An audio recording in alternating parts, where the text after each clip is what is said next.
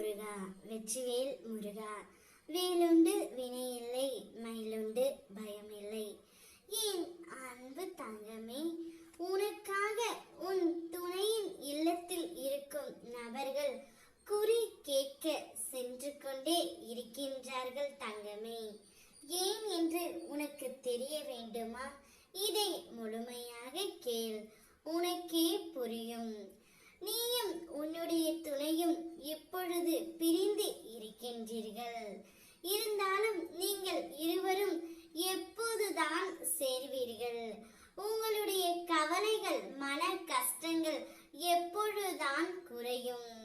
இதையெல்லாம் அறிந்து வருவதற்காகவே உன் துணையின் இல்லத்தில் இருக்கும் நபர்கள் குறி கேட்க சென்று இருக்கிறார்கள் தங்கமே. அங்கு அவர் சொல்லும் பதில், இனி உன்னுடைய வாழ்க்கையில் எந்த பிரச்சனையும் இல்லாமல் இருக்க வேண்டும். அப்படி என்றால் நீ அனுதினமும் என்னையே நாடி உன்னுடைய வாழ்க்கையை தர வேண்டும். என்னை முழு மனதோடு நீ வணங்க ஆரம்பித்து விட்டாய்.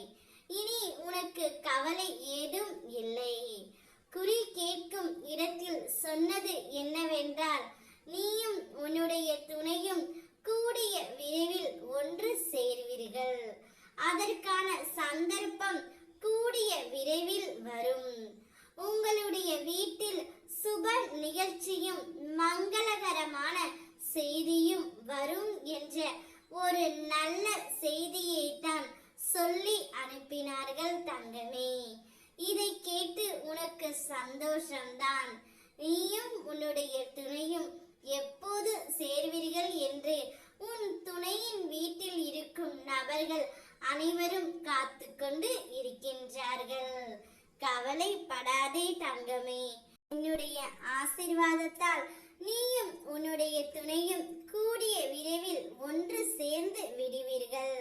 உங்கள் வாழ்க்கை முழுவதும் மகிழ்ச்சி மட்டுமே இனி குடியிருக்கும். நீ உன்னுடைய வாழ்க்கையில் துன்பம் என்ற ஒன்று இல்லாமல் நான் பார்த்து கொள்ள போகின்றேன் தங்கமே. சந்தோஷத்தை மட்டுமே உனக்கு நான் அனுப்பி வைக்க போகின்றேன். உன்னோடு உன் முருகனப்பா நான் எப்பொழுதும் உடனிருந்து தலை காப்பேன். அகண்டம் பேரொளியாய் நீ ஜொலிக்கவும் போகின்றாய். என் கண் உன் பார்வை மீது பட்டுவிட்டது தங்கமே. இனி உன் வாழ்க்கை முழுவதும் சந்தோஷம் மட்டுமே நிறைந்திருக்கும். ஓ முருகா, வெற்றிவேல் முருகா.